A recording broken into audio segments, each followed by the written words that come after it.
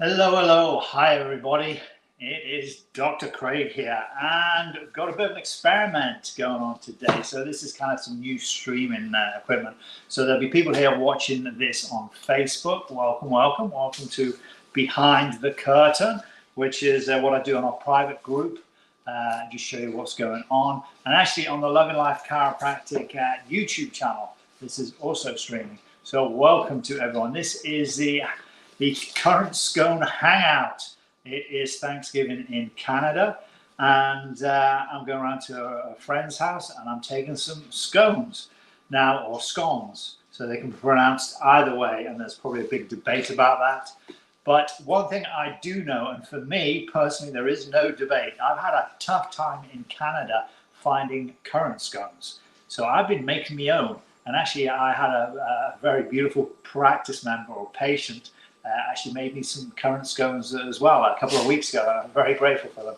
So I've decided to make some and take them around to my friends. Now, ironically, the best recipe I found for cream scones, it's called cream because we're going to put some cream in there.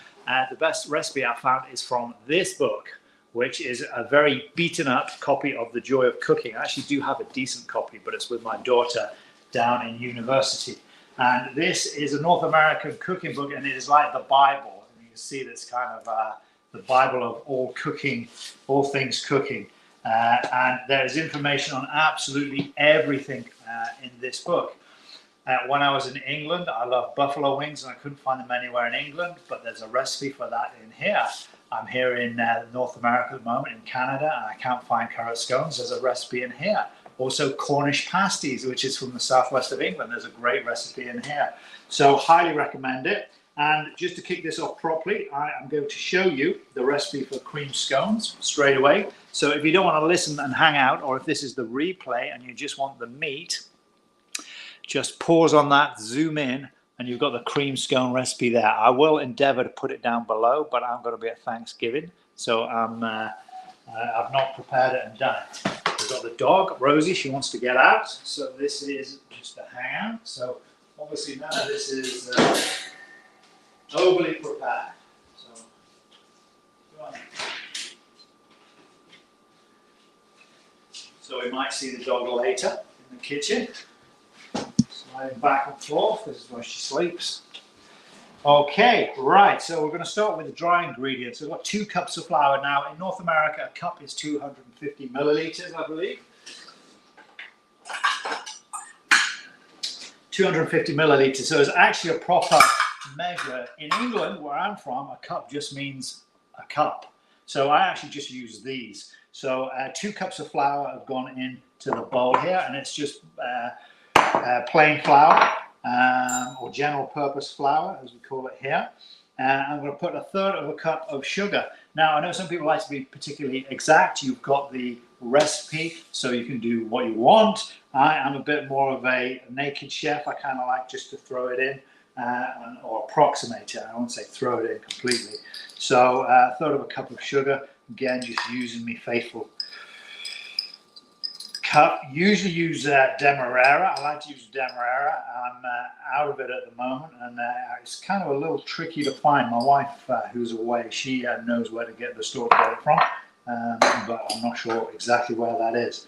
So put the sugar in there. There's going to be 1/3 of a teaspoon of salt. Okay. So welcome, welcome. If you are on the Facebook private group, I hope you enjoy this. Hit that like. And if you are just checking us out from YouTube, you're enjoying the Loving Life Pyramid, then hit the like, hit the subscribe, bang, ding that bell to all, and share this with friends and family. Okay, so other dry ingredients, we want a tablespoon of baking powder. Now this is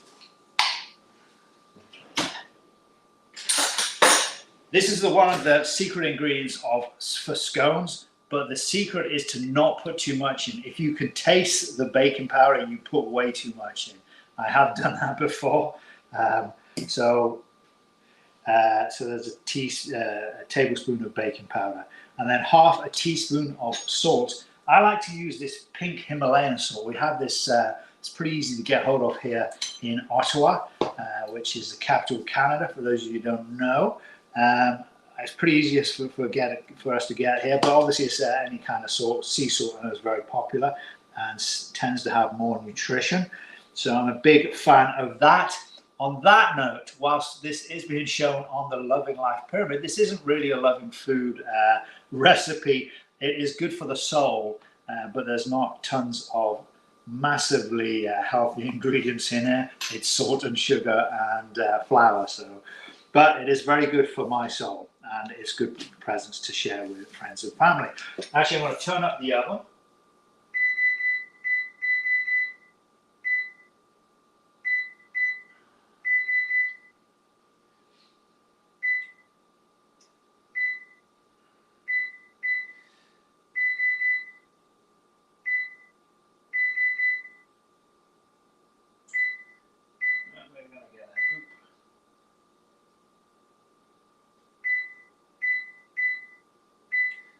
So that's 495 Fahrenheit. What that is in centigrade, guys, I'm sorry if you're from UK, just do the conversion. Okay, so half a teaspoonful of salt. So that's all in there. I'm going to mix that up. Okay, and what we're going to do in a second, we're going to drop in some currants. And before we do that, though, we're going to actually cut in some butter. That is the tricky thing for this recipe. It's the cutting in of the butter. Now, fortunately, the weather's just turned cooler, so it makes it a little easier to do. I like to get a bit of a head start. You can do it with a blender, but I just do it with 2 knives, which I'll show you how to use those in just a second. I've got my hot water here, so obviously I'm just going to wash my hands and make sure, well, I already washed my hands already, actually, but I'm going to do it again just so you can see that it's a thing. All right. Now, for those of you who are not from North America, this is a block of butter. So if you're from the UK, it's a little bit bigger than the ones we got. The ones we have are a bit bigger than that.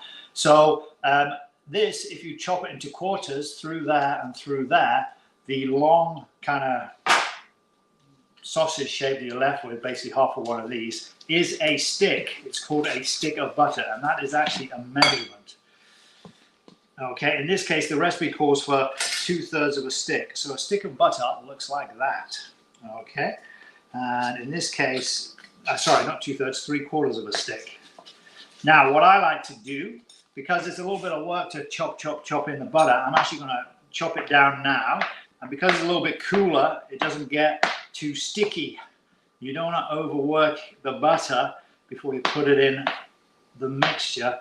Otherwise, it gets all sticky and clags together. And the idea is to get the dry mixture a little bit like breadcrumb type size. Okay.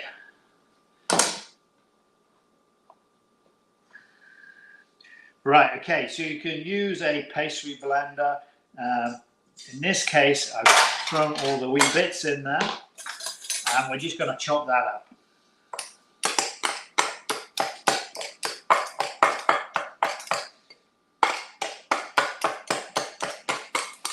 So those of you that just joined or are just looking in, welcome, welcome. So this has been, this is just a hangout on Thanksgiving. I'm kind of in a unique situation where my family are away, but I'm going off to see some friends, actually with my oldest daughter, but the rest of the family are away, and I'm just making some scones. And for those of you who didn't see the start of this, unless you're watching the replay, I'm making currant scones because I've tried every bakery in Ottawa or everyone that I can find. And if you guys are from Ottawa and you know where I can buy currant scones, do let me know. It doesn't seem to be a thing here. And I don't want cranberry scones, and I don't want blueberry scones or chocolate chip scones or lemon scones. Just what I consider kind of traditional for me, the currant scones.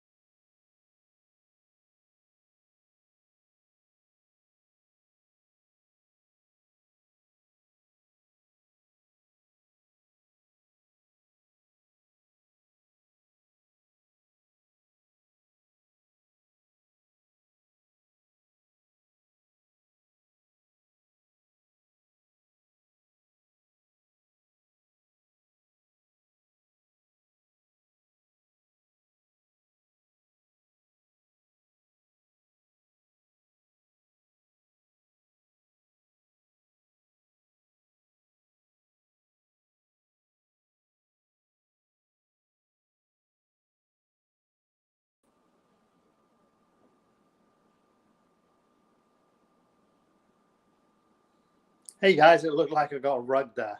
So anyway, I'm back. I'm back. So let's see if we can get this set up so it looks like something. Okay. We just had a power issue. Right, okay. So the cool thing is my flower is now all chopped up. So come join, come join. Right, okay. I didn't mean to be rugged for quite so long. But anyway, here you are, here you are. Okay, so this is just a hangout. I'm making currant scones, which is one of my favorites back home in England. And today is Thanksgiving, so I'm going to share the love and joy of currant scones with some friends. So let's all look, see there. There we go. There we go. You got me. Right, and okay. Yeah, still not got my heat. Got my heat. Okay, you're a little bit closer than you were before, so not quite such a image. So anyway, I have chopped up the flour in the bowls. We're using the knife, just looking pretty fine there, which is fantastic. As for half a cup of raisins, so I've actually got, as I said, I've been using a cup rather than the cup measure. I've been using a physical cup just because I like it to be a little bit bigger, so it's not kind of doubling the recipe, but it's adding about 30%. So whack those raisins in. So as I was saying earlier, in North America, I can find all sorts of raisins. Cranberry, blueberry, lemon, but I seem to be struggling finding currant or raisin scones, which for me, I love a cream tea, and I'm going to talk about that while these are in the oven. I love a cream tea, and cream teas are exclusively with currant scones. No others will do. So I'm getting some made for myself, but also some friends. I'm going to Thanksgiving dinner with them. So banged in the raisins. This is all the dry ingredients there. If you just want to go back and check either later on or during the stream. And if you're on Facebook watching this, then I don't know if you can wind up the speed, but if you're on YouTube, then just increase the speed on YouTube and counter forward to here. So we're going to put together the wet ingredients. So what we need is a large egg. So I've got some brought to me by one of the patients, bless them, and these are fantastic eggs, the real deal. I'm also going to use some, in North America they call it heavy cream. In England, I think we either call it double cream or whipping cream. So whipping cream is 35% here in Canada. Heavy cream is what they call it in the US. In Canada, I believe that is 18% cream. This is actually something slightly different. It's coffee cream, but I like this for these. I like the taste of it. So I've got half a cup of heavy cream. It talks about grated orange zest. I will not put that in my scones because that is not necessary. Okay, so what we're going to do with that, we're actually going to get a rubber spatula, which I've got here, and we're going to throw the wet mix in.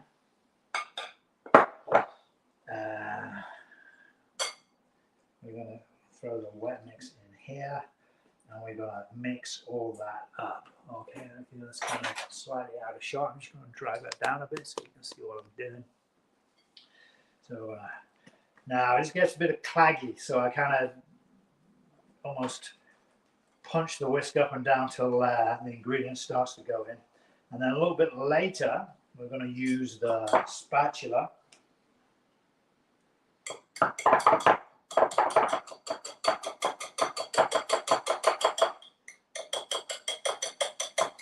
Because that one makes a much better job of it.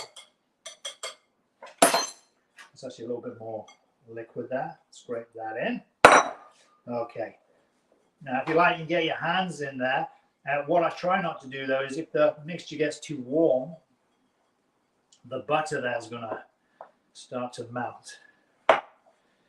So for those of you guys that are just joining us, if you start us halfway through the replay, this is Dr. Craig. What we've got today is we're just hanging out on Thanksgiving while I'm making some currant scones, which are my favorite. I've had trouble finding them here in the city I'm in Ottawa. Okay, this is where it starts to stick together nicely. and is losing a little bit of the kind of wetness of the mixture. So this is where I start to get my hands in. I've just washed them. But it's going to go into an oven at 495 anyway, so it's kind of irrelevant. So it's going to end up kind of like a doughy mixture, a little bit wetter than, well, no, probably like a bread mixture really. And then you're just going to pull them off and just make small balls about an inch in size.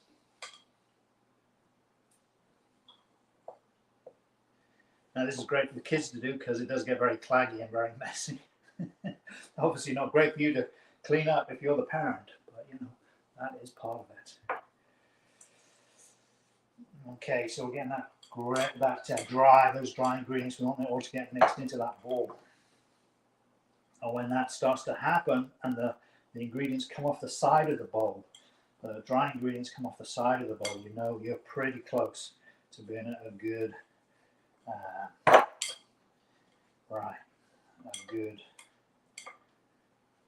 mixing point.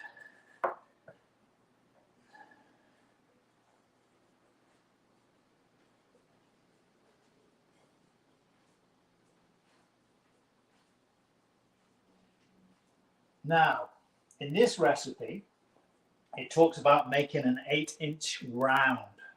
I like my scones individual inside. I don't want just like a big, well, it's all about making an 8-inch round and cutting it into wedges. I just roll it into balls and flatten it down, and then it pops up. The other thing you can do is you can get a brush, pastry brush, and put a little bit of, on the top, a little bit of milk or even butter on the top. I'm going to put a little tiny drop of cream in here just to catch up the last dry ingredients. As I was saying earlier, I'm doing this, not winging it, but not exact measures, because I like to have slightly more than the recipe asks for, because I'm sharing this with friends. Also, I'm usually just a bit greedy, to be honest. Okay, so you've been seeing what's going on there. There we go, if you want to bring my head back in. Okay. Okay, so that's what it looks like. The bowl's starting to get nice and clean. I've got a nice big ball of scone dough. That whisk is just clagged up. I'm going to keep that out of the way. Don't really need that. Now I'm going to make my little balls, an inch, inch and a half. They do pop up. They do pop up. So don't. Sorry, I've got these headphones on.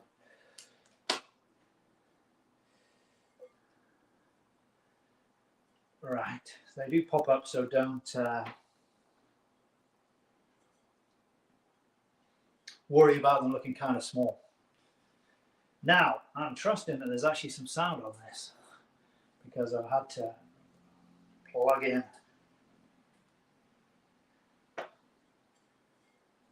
Okay, I've had to plug in my the power lead into the phone. And I'm not sure if that's switched off the microphone. I trust it's okay. But anyway, so we're going to roll in the balls. Boop.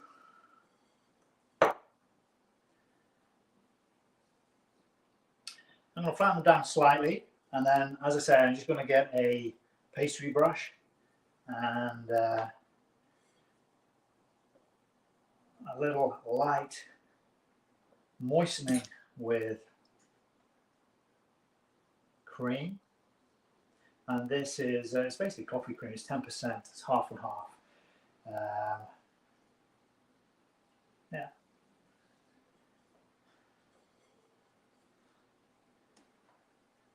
And then I'm going to find a little gift box because this is to take out for dinner. Going to dinners at friends.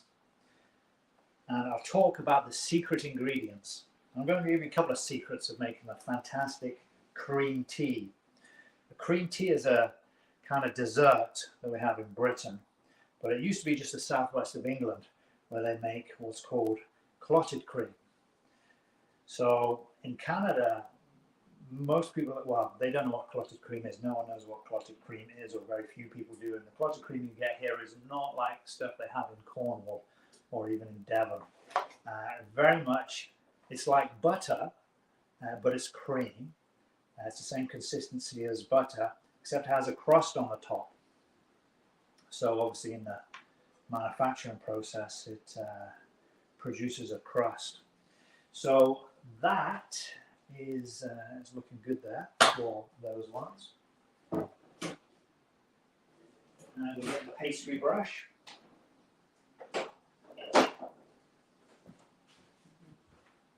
Pretty close to temperature. That's good, good, good. And this is only a 10-minute. This is a 10 to 12-minute bake. I've actually got a little bit of cream left in that bowl there, so I'm just going to add a tiny bit more. Okay. And using my pastry brush, I'm going to dip in my cream. And I'm just going to tip that down so you can see this piece. Yeah, I'm just going to very lightly just brush over the top. And then what will tend to happen is you'll have scones with a little bit of brown on top. And I'm going to sprinkle, I'm going to actually see if I have got some brown sugar. And I'm going to sprinkle some brown sugar on the top, because that is delish. Delish, delish.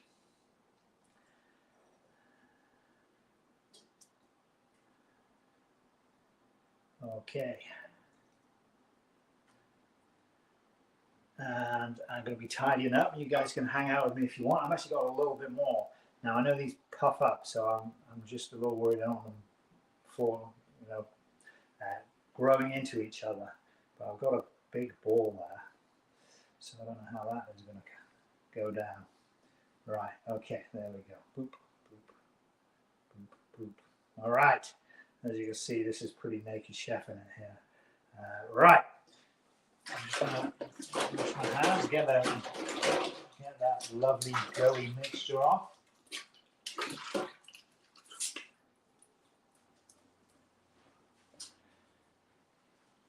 Okay, just looking for some sugar. Oh, actually, I've got some Demerara style sugar. And we're just going to give it a little sprinkling over the top there. Oh, this is going to be good. These are going to be good. Now I'm going to pop them in the oven in a minute, and this is the hangout, so this isn't edited. This is just as it is. Unfortunately, you got 10 minutes of me being rugged, which apologies for that, but it looks like it came back. Hopefully you didn't hear me swearing when I did get rugged. Okay.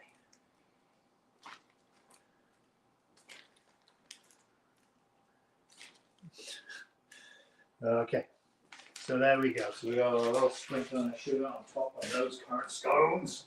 And I'm getting very excited now. Okay, let's get you back here. This is where the action is now. Now, if anyone knows where I can get hold of currant scones in Ottawa, or anywhere close to Ottawa, do let me know in the comments. If you know where I can get real clotted cream in Canada, because currently I have been smuggling it in. But with no further ado, we're going to get these into the oven. Okay. Right, I'm going to set the timer for 8 minutes, because that'll be a good halfway point.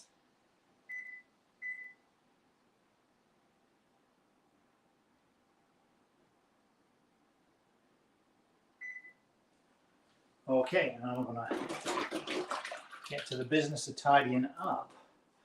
Okay, guys, so I mentioned earlier, Joy of Cooking, phenomenal book. So anything that you want to get done, anything you want to get baked, now this one is very, very beaten up. I have got a brand new one which has not been touched, but my daughter has taken it down, or I've taken it down to uni for her. But Joy of Cooking, the Ron Browns, I think it's been around for about 50 or 60 years. Each generation of the family, they kind of Rombauer, by Irma, Marion, and Ethan. Irma Rombauer, Marion Rombauer Becker, and Ethan Becker.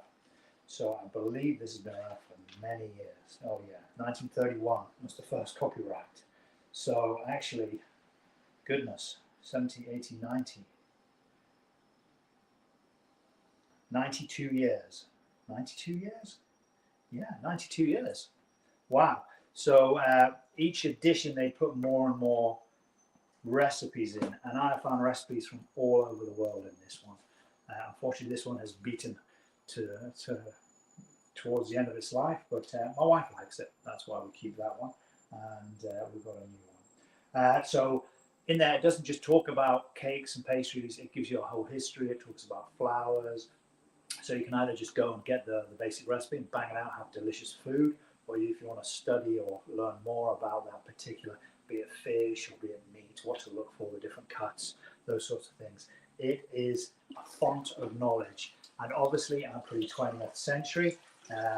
Books are a big part of my upbringing, but also I find that books kinesthetically, you get to touch them. You're not trashing your computer in the middle of a floury infested kitchen, and also everything's together. You don't end up with hundreds of bits of paper if you want to print off a recipe and then you need another recipe and another recipe. Obviously, it's all in one place. To me, that Joe Cooking is a fantastic book. And let's talk a little bit about a cream tea. So one of the main reasons I love Currant scones is to have a cream tea.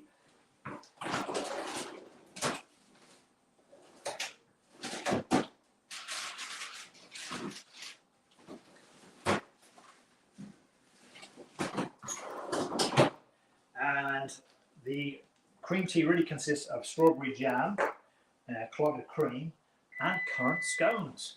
And I have, all the way from England, some clotted cream. So that is a delight. So that's just going to be defrosting there, so it should be ready by the time I get to my friends. I'm going to take some strawberry jam. It has to be strawberry jam on the scones, and tea. Now, a couple of top tips for tea. Tea brews and tastes the best when it is made with 100 degrees C water. So in other words, boiling water, okay? So if you've ever made the mistake, and I have when I was younger, of boiling the water and putting the milk in before the tea bag, you are not going to get a terrible, terrible cup of tea. Here in Canada, when I first came to North America, I was actually in the United States, and it's kind of hard to find black tea. Black tea is what people call breakfast tea. And here in Canada, or in Ontario particularly, they call it orange pekoe. When I first went to the States, it was really hard to find any tea. So when I came to Canada, I started to look in the stores because I thought, well, Canada and obviously England have a very close relationship. So surely there's a lot of black tea here. So I'd go into the store and say, do you have black tea? And they'd say, and in the States, when you ask for tea, they're talking about fruit teas. They think you're asking for a fruit tea. So in here, they said, do you want orange pekoe? And I said, no, I don't want orange tea. I'm after like breakfast tea or black tea. And they were saying, yeah, orange pekoe. And I thought they were offering me orange flavored tea. And I was like, no, that's not what it was. So it took me weeks to work out that orange pekoe was in fact the equivalent to breakfast tea or black tea, or just in England what we call tea. And here in Ottawa, I've actually found that most stores now serve Yorkshire tea, which is a stronger tea. So it's kind of more like what I'm used to. They do all different flavors. There's this one. There's a decaffeinated one, which is also very good. I use that when I'm trying to avoid caffeine. And there's actually a very strong one called Yorkshire Gold.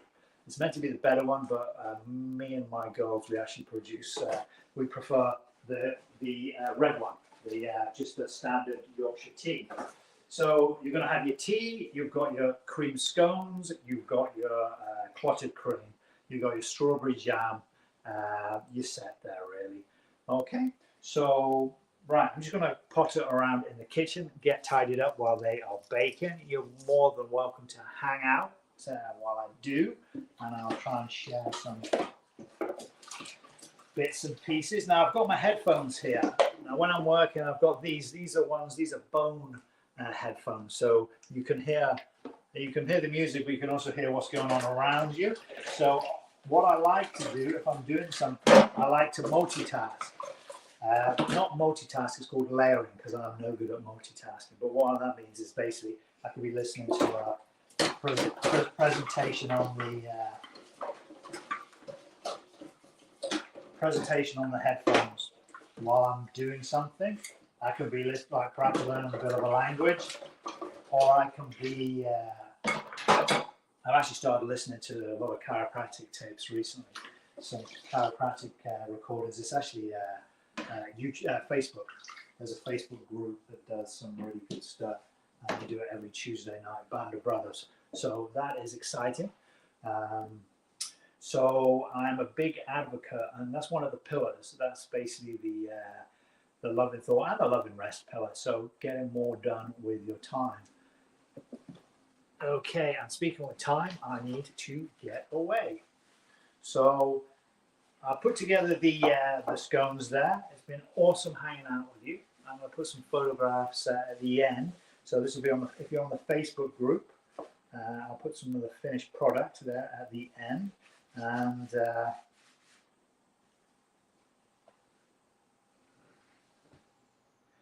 actually, we're almost at a spin round, so maybe we can.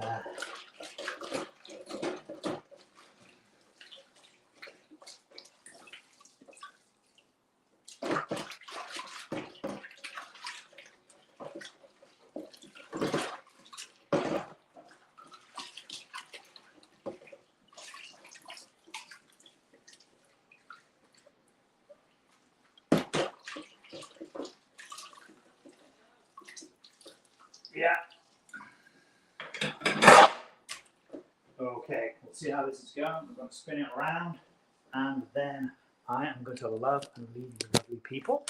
I'll give you a photograph of the finished product at the end. You've had a good idea of how to do it. Oh my goodness me, they are so good. So there we go. That's how they're looking so far. They're going to be fabulous. And like I say, I'll show you when they're plated at the end. Okay. So I hope that has been of interest, guys. Have a fabulous Thanksgiving. Have a fabulous day if it isn't Thanksgiving any longer. And yeah, down below when I get around to it, I'll put in a summary of the recipe so you got it down below. Okay, take care. Bye now.